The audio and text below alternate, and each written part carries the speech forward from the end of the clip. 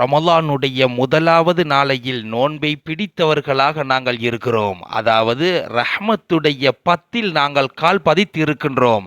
அல்லாஹ்வினுடைய இறைவனினுடைய ரஹ்மத்துக்கள் என்றால் என்ன?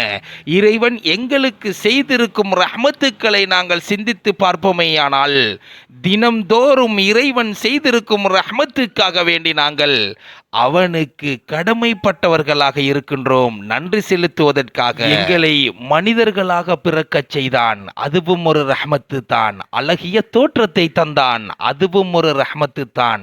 தலைமுடியிலே இருந்து உச்சம் கால் வரையில் அவன் தந்திருக்கும், அவன் எங்களுக்கு செய்திருக்கும் அனைத்துமே ரஹ்மத்து தான் என்பதை மறந்துவிட. தலையிலே இருக்கும் தலைமுடிகளை நாங்கள் உணராமலே எங்களுக்கு அதை வளரச் செய்கிறான். எங்களுடைய கண்களிலே இருக்கும் மாணிக்கத்துக்கு அழகிய முறையில் தெளிவான முறையில் கண் பார்வையை தந்திருக்கின்றான், அதுவும் ஒரு ரஹ்மத்து தான்.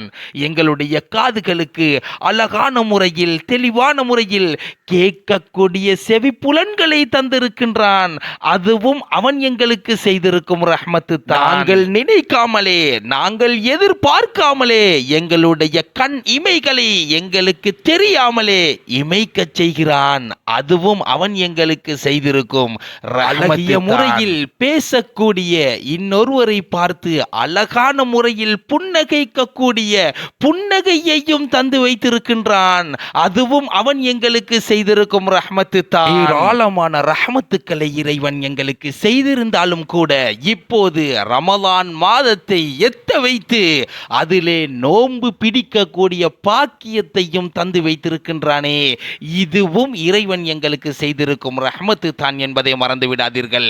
ஒரு விடயத்தை மாத்திரம் உங்களுக்கு நான் ஞாபகப்படுத்துகிறேன்.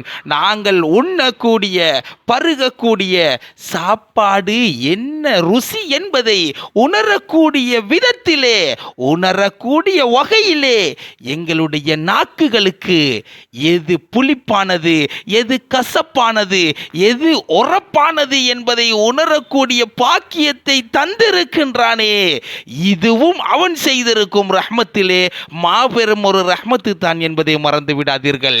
எனவே இந்த ரஹ்மத்தினுடைய 10 நாட்களும் முடிவதற்கு முன்னால் எல்லா நேரங்களிலும் எல்லா இடங்களிலும் அல்லாஹும் அர்ஹம்னா பிரஹ்மதிக யா அர்ஹமர் ராஹிமீன் என்ற துஆவை அடிக்கடி ஓதிக்கொள்ளுங்கள்.